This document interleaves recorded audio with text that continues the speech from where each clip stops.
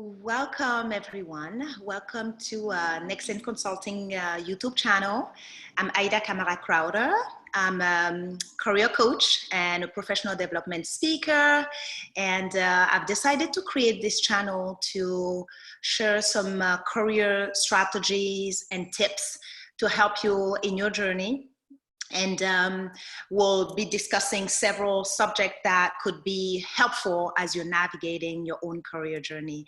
And the subject that we'll talk about today is around networking. Networking comes a lot when you are either looking for a job or trying to get an internal promotion or trying to even understand more about a specific area that you're interested in. And our guest today is someone I really love and who I had the opportunity to interact with through coaching session when she was at Kellogg doing her MBA. And so I have Maggie here, and I'm excited to actually interview Maggie because she has been phenomenal. I've admired her ability to focus and build relationships and the way she kind of navigated her own career strategy and journey, leveraging her network. So I'm going to have Maggie introduce herself so we can continue the discussion.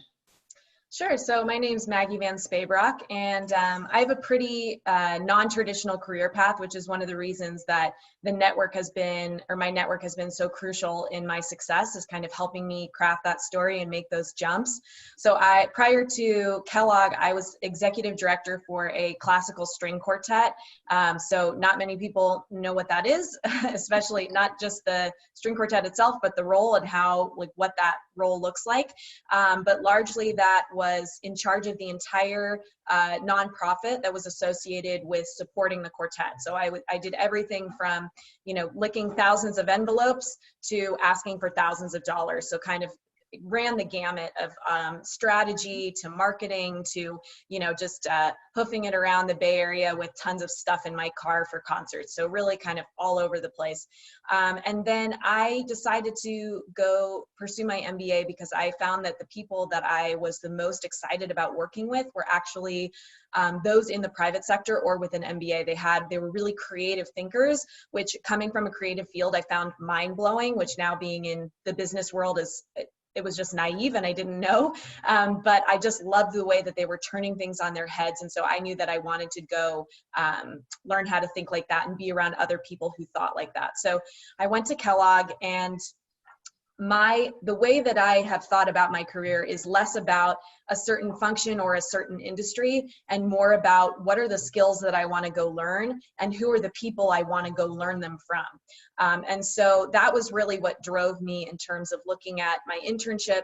I interned in brand management at E&J Gallo, had a wonderful summer. It's an incredible company that really teaches you as you go and has a really wonderful structured way of teaching. And then I came back to Kellogg, and I wanted to look at programs that would allow me to see a lot of different functions. I kind of think of myself as more of a utility player and a generalist. And so I was the guinea pig for backcountry.com, which is a big outdoor retailer, e-commerce. I was their first member of their leadership development program.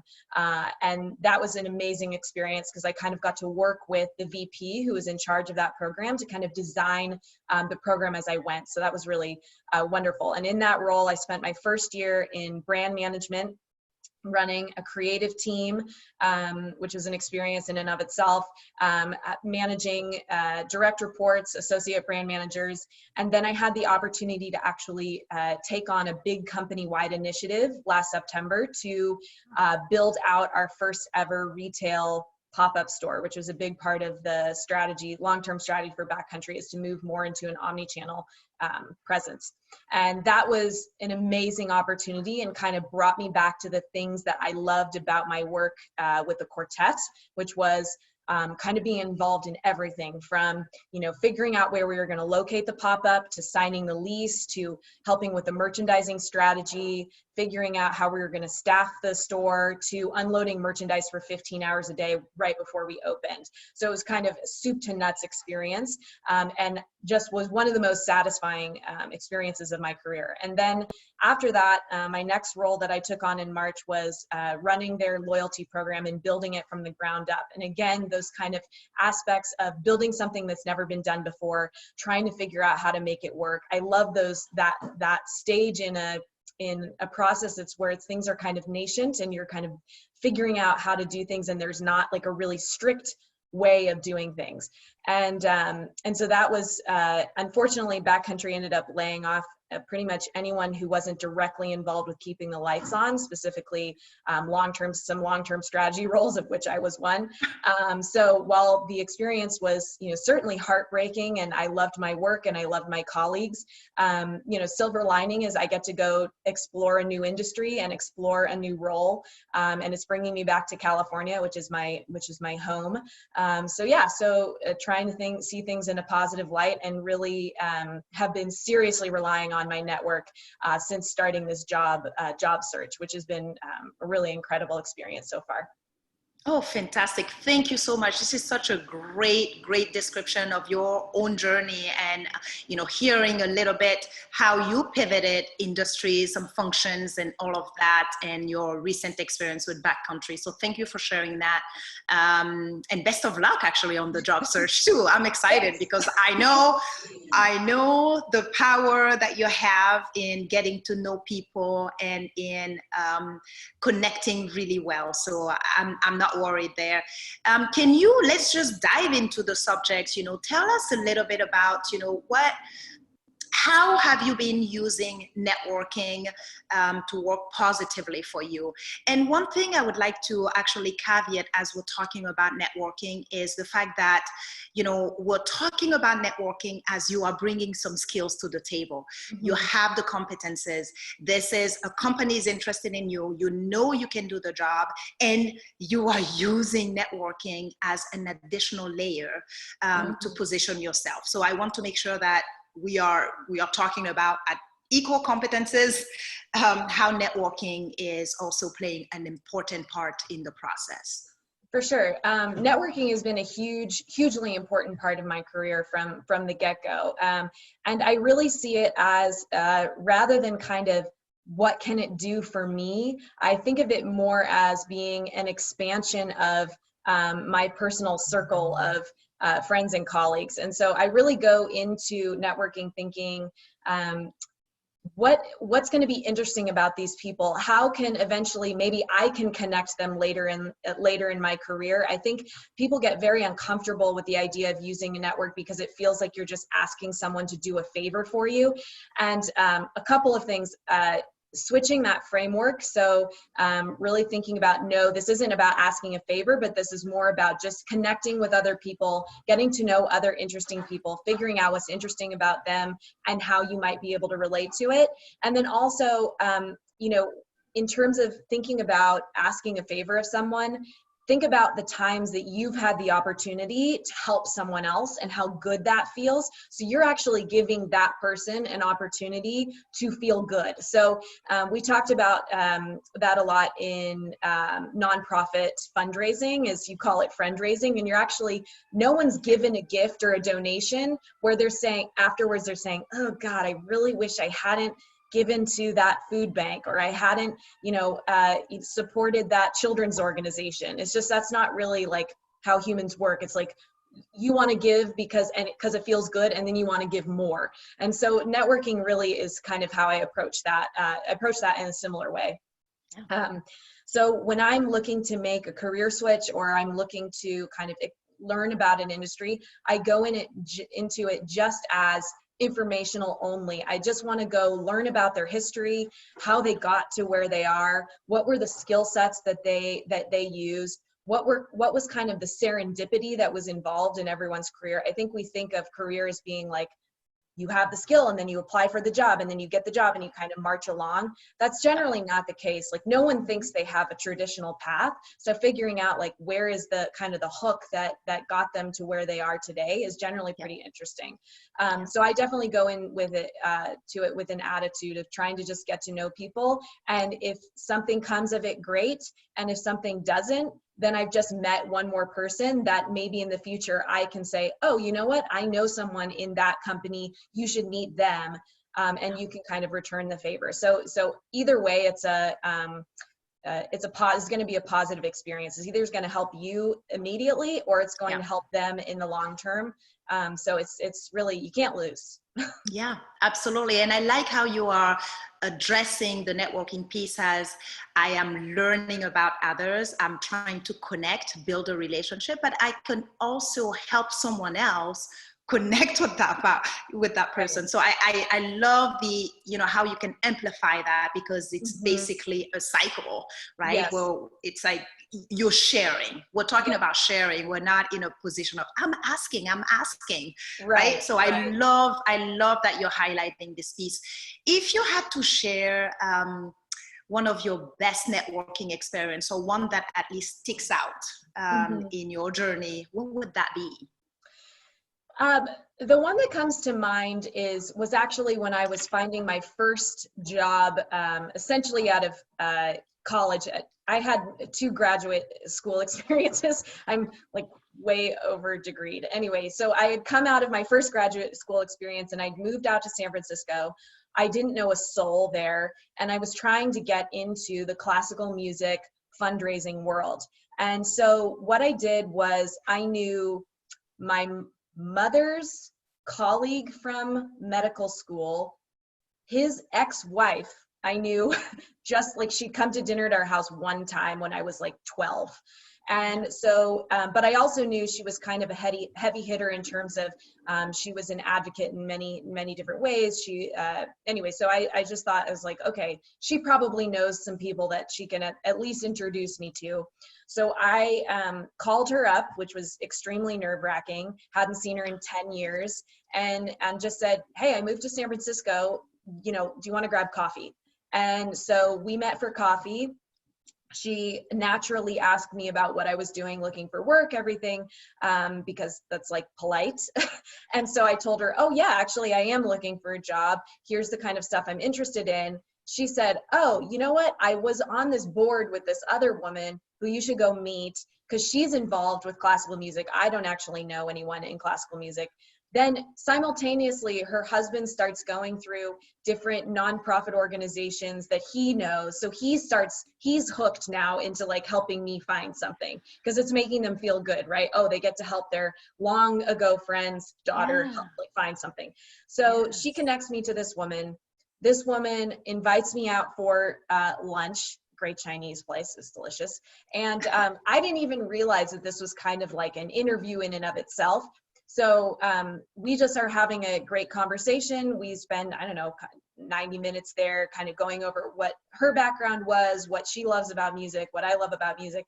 And at the end, she actually goes, well, you passed the test. I want to connect you with my network. Like, and I didn't even realize that was what was going on. I just thought it was just lunch with an interesting woman who had a super fascinating background. And so she connected me to one of the people that, a woman who was head of a very well-known musical organization in San Francisco. And I went and talked to her in her office for, again, a half an hour, again, not thinking that there's any job to do with this, but just more about just getting my name on enough people's lips where someone is going to meet another person and say, oh yeah, we both have met that person. Let's try to work to help her. And so she, again, we just talked about her background, what she had done. She said, okay, we don't have any work here, but I've got a protege who used to work here, who's now executive director for the San Francisco Girls Chorus, which is a big organization in San Francisco. She sends me down to them. And this woman, again, I meet with her. We chat, we go out for lunch. It's, a lovely time. She also doesn't have any jobs, but she goes, you know what? I think the Cypress String Quartet 2 floors down from us is looking for someone who might fit your description. So why don't you just come with me? Let's just go down and see if they're rehearsing. She takes me 2 floors down. We go in, I meet the quartet, and the rest is history. I was hired and 2 weeks later. But it just goes to show, like, they hadn't even posted that job yet. Like, it was, you know, it's just, when you go in and you're not expecting anything from anyone, and you can just connect with them genuinely as a person and someone who shares an interest, which in our case was very easy because it was music.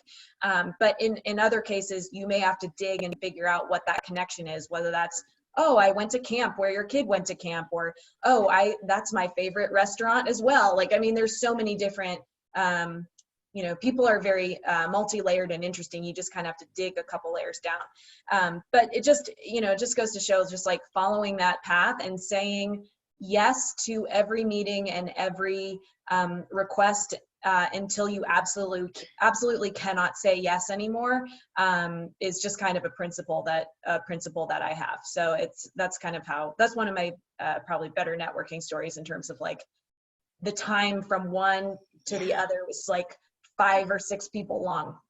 Yes, absolutely. And what I like also about your story is you were not going thinking, oh my gosh, they will give me a job or I will get a job.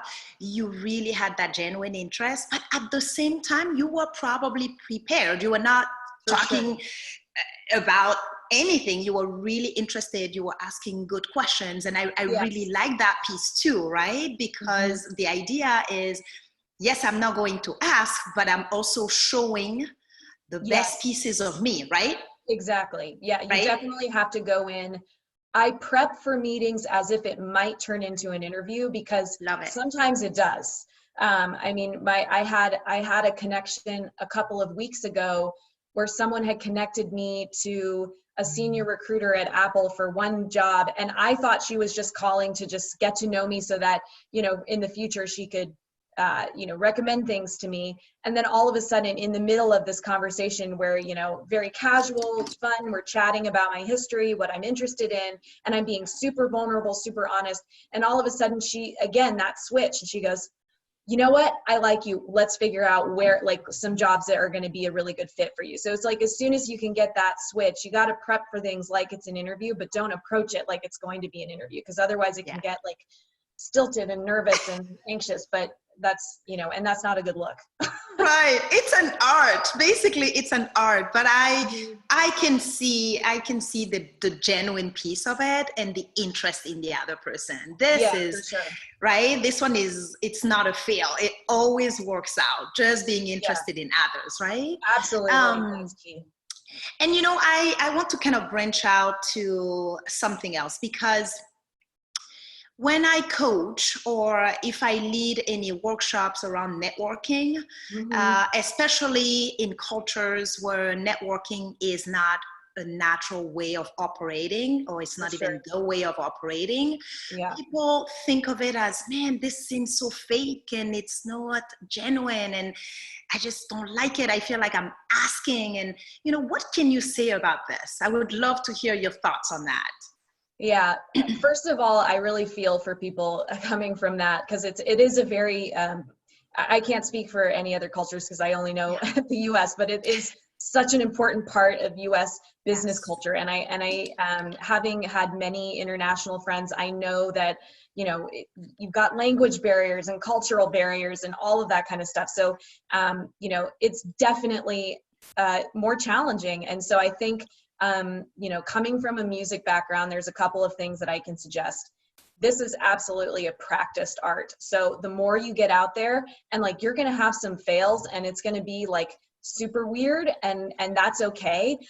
Because everyone knows that networking is a little bit of a strange, even people from the US, like, it's not something where I'm like going out and being like, oh, cool, I get to meet someone I know nothing about, and I got to convince them that they're going to like me and they're going to want to help me. Like, it's not, you know, nothing's comfortable, but it's especially uncomfortable if that's not a culture that you've been brought up with. So first of all, I feel that. So again, that practice and going out and meeting people, it's almost a bit like dating. You know, you're going out, you're meeting someone for the first time, you're trying to find those points of connection. The other thing is, I try to reframe it as, you know, especially at Kellogg, you would see these kind of tight clusters of people around, you know, one person, and everyone's kind of presenting their background and why they're great fit. And my approach was always find the person that people aren't circled around, because you know, what's the point of going and trying to breaking into this giant group, and just ask them about themselves. Like it doesn't have to be like, tell me what you think of your Q3 results. It's like, that's not a personal thing. Like we can get to that, but it's more about like, oh, do you have kids? Oh, well, how old are they? What are they interested in? What's been challenging for you recently? You know, like, oh, what are your next vacation plans? Where was the last trip that you took? Like all of those kind of personal questions that are going to get people to open up and get talking. And that way that gives you the most opportunity to find the thing that you relate to them on. And again, it can be so random. I mean, I've had connections where it's like, oh, you have an interest in cheese. Well, you won't believe this, but a famous cheese is from my hometown in, you know, Northern California, and let's talk about what that cheese is and why you like it or hate it. So, I mean, it can be very, very random. So yeah, definitely, like, you don't have to hit the person who's surrounded by people, because everyone can make connections and everyone has the opportunity to help other people.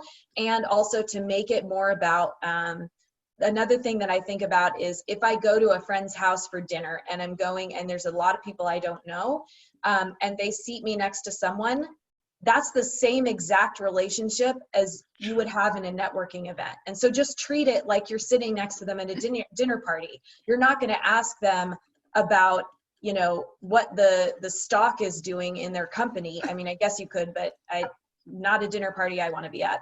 And so just treat that networking opportunity just like you're assuming your friends invited interesting people to their dinner.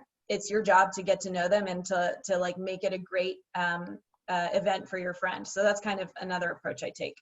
I love this. I love this, Maggie. I love the dinner table one. That one I have not heard. So thank you for sharing that tip.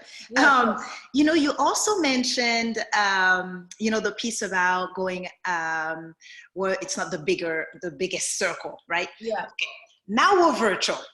So I can see that probably applying to when there's a virtual career fairs, you go in the room maybe where there's not a lot of people, but you know, if we want to branch out a little bit to that, the virtual networking, because that's the new normal. We don't know how long it would last, but it would probably be around for a while. So if there's anything you would like to highlight on that, feel free to. Yeah, for sure. I think for me, it's really important to attempt to turn on a video chat. I think, you know, certainly phone is better than, you know, an email or a text in terms of being able to interpret intent and authenticity. But you know, seeing people's faces, we're social creatures. And so being able to show someone you're engaged and so show someone that you're interested, I think that's really important. So I do try to make an effort to make something a video chat when possible. And then I also think just being really vulnerable and honest and genuine about, you know, how strange this time is, you know, and I mean, I've made jokes about like, yeah, I'm in a blazer, but I've got sweatpants on, you know, like, I mean, we're all, which I do right now, but, you know, I think that kind of breaking the ice and kind of recognizing kind of the oddness of the moment, I think is humanizing. Anything that's going to make you feel connected to that person. And especially with quarantine, you know, asking like, you know, I mean, depends how comfortable you are in the situation, but I've asked like, how are you doing on an emotional level? Like, are you feeling sane right now? And like, what are you doing to find that sanity? Or, you know, how are you, you know, like, wow, you have kids, like, how is that going? Like, I can't imagine like, what's the funniest thing that's happened to you since quarantine started? I mean, all of those kind of things. And, you know, generally you're going to get, sorry, my dogs, generally you're going to get a pretty great answer. So it's, you know, people are having these very human moments and trying to find those despite kind of the awkwardness of meeting online is crucial. So. Yeah, absolutely. You're making some amazing points here. This is so fantastic and so invaluable. I think you hit a lot. My last question would have been, what advice would you have for anyone who doesn't like networking or is not comfortable with it? If there's anything you want to add, you can, but I think you hit a lot on those points. But if there's anything else you feel like you want to add, open to hear that. I think just remembering that the person on the other side of this is a person, and that they likely think this is as weird, if not weirder, than you do. And so just remembering, like, it is a staged interaction, and that doesn't mean that it can't be genuine and honest, but just remembering, like, you're talking to a person, and they're not there trying, like, they want this interaction to be successful. No one wants to have a really awkward negative experience with anyone. Like, if they do, I don't know, they might be a sociopath. Like, it's just, everyone wants you to be successful. And I think I talk about that a lot from a performance background. When I would talk to people about stage fright, when I was singing, is no one goes to a concert wanting to see someone's voice crack or wanting to watch them fall on stage. You want the very, very best for them. And that's generally, like, I can't imagine a situation and that's not the case in a networking event. So just remember that people are rooting for you, but it is your job to show up so that you don't have to have a weird interaction. Oh my gosh, Maggie, you are fantastic. You just hit it all, hit it all. And I love the metaphor with music. I love the metaphor with, like, getting on stage and all of that, and what people expect. Actually, they are excited. They want this. And this is why they are connecting with you. So they want to have that interaction. Yeah. Love it, love it. This is just the best way for us to close it. I really, really think and hope that people got some amazing insights. I can't thank you enough, and I can't wait to share it on the different platform. And Maggie, keep it up. Thank you for sharing your amazing insights, and we'll definitely be in touch. Thank you so much. Thank you so much, Aida. Happy to help. Okay. You too. Take care. Bye-bye.